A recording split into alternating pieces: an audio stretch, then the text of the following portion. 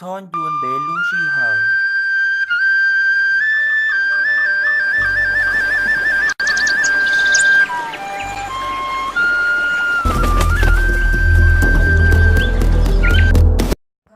Ủa trời ơi, lao luôn này có gì vậy? Thế nó chỉ bỏ ya, chỉ nó cái này có gì vậy?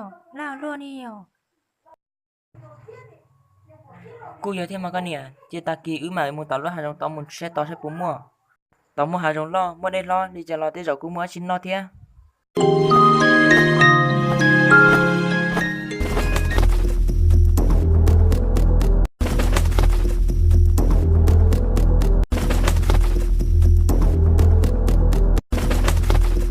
Sao trên thằng nó không có hay có gì vậy?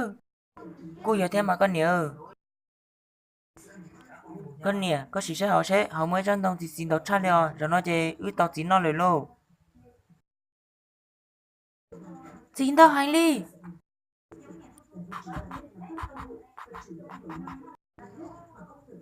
Cái hành đi có gì vậy? Cô nhìn chỉ tao nói cho xin nó đuổi rồi đi à.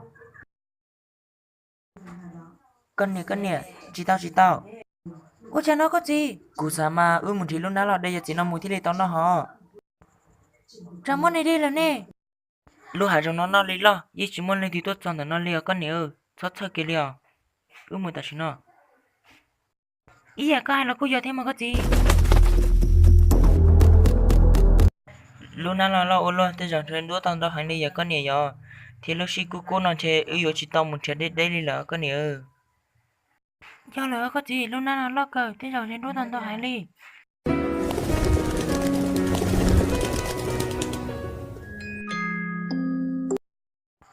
Chỉ tao là cái nè.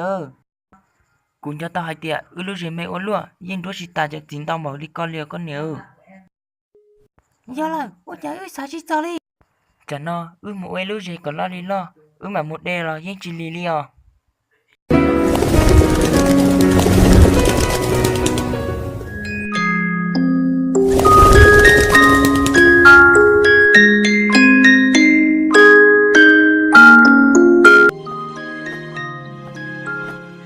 Rồi nó lúc chỉ có tiền là cái nè, một đê chỉ cho là cho họ tao là.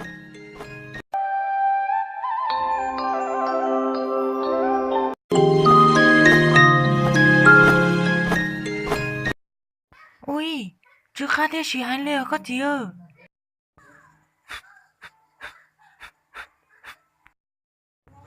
Ê con nè, À chị ơ có gì?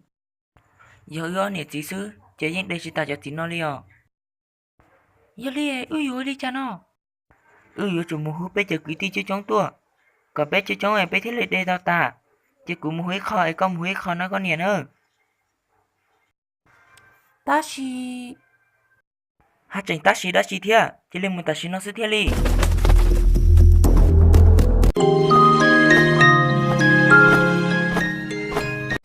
Chú chua lỡ, chẳng nó chỉ tao rất chỉ nó lời chê, bây giờ chỉ check ra đi rồi.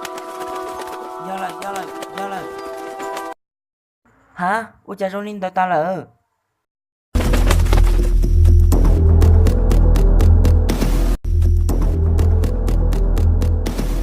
Ôi trời ơi, nó ta lợi. Cú thứ hai cho có hai tia. Son chú lúc sẽ hở nên đấy. Ui ui chụp đây chú chua. Thì có xin ta.